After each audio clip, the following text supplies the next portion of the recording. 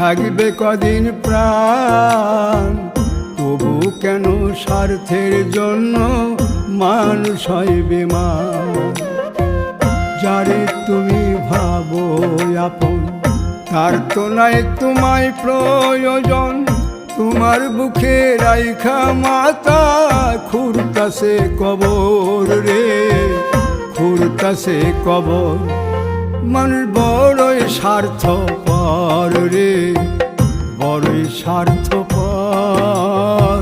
বুকের মাঝে জায়গা দিলে যতন কইরা ভাঙ্গে রে অন্তর।